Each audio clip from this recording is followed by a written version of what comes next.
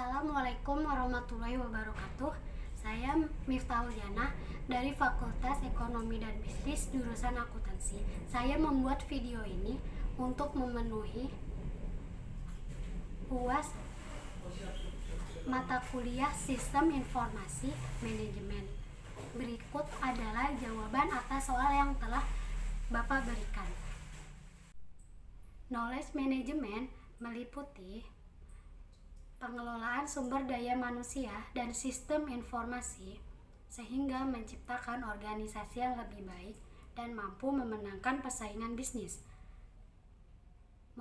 Motivasi dalam knowledge management yang pertama, mengemukakan pengetahuan tentang produk dan jasa dalam bentuk eksplisit.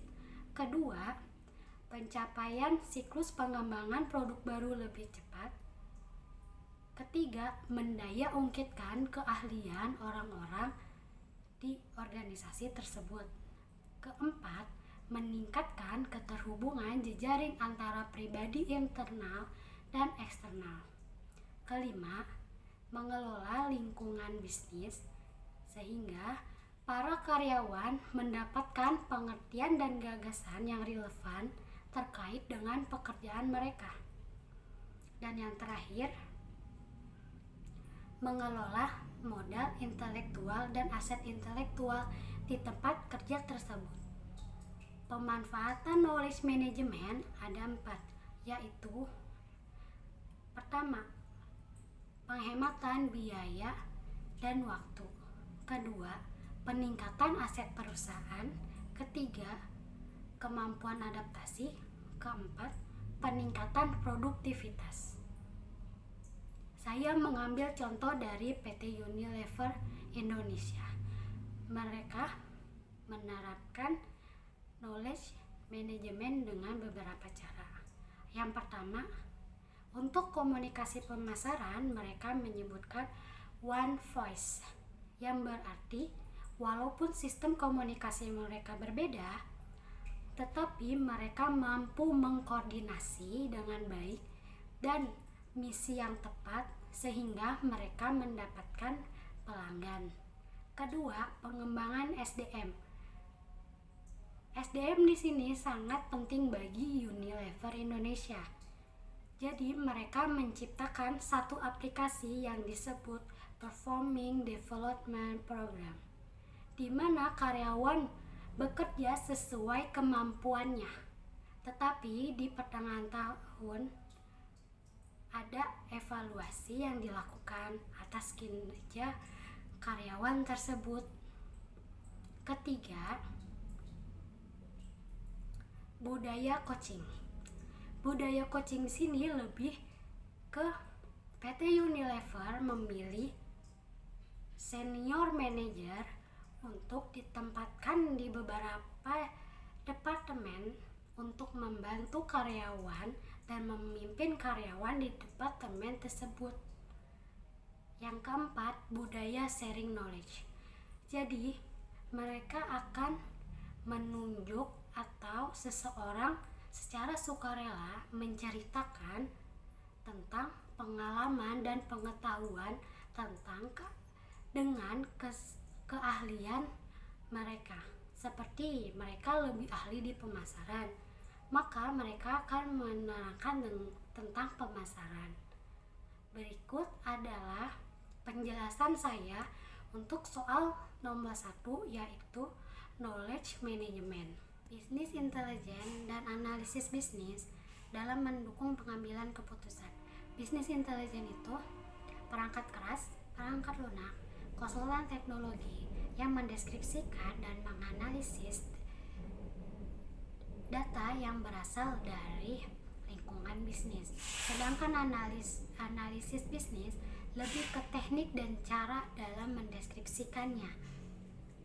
Business intelligence menjanjikan informasi yang benar dan real time kepada pengambil keputusan, dan alat analisis ini membantu memberikan informasi sehingga para pengambil keputusan dapat mengambil keputusannya dengan cepat.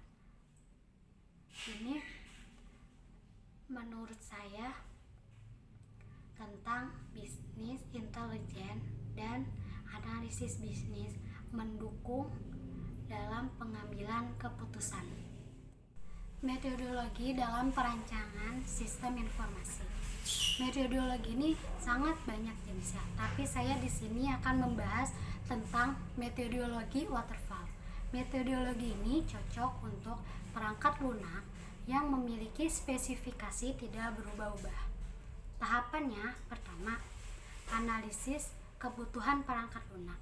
Mengumpulkan kebutuhan perangkat lunak dilakukan untuk menspesifikasi kebutuhan perangkat lunak yang dipahami oleh user.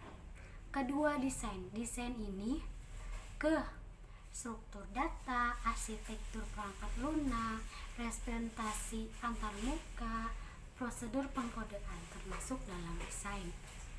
Pembuatan kode ini hasil dari desain yang telah kita lakukan.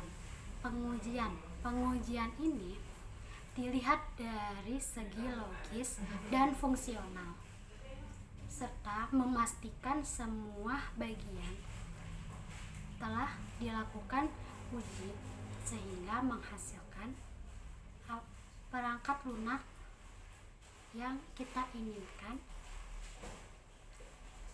Kelima, pendukung dan pemelihara.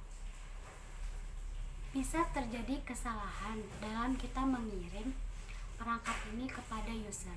Biasanya kesalahan tersebut tidak terdeteksi dalam pengujian.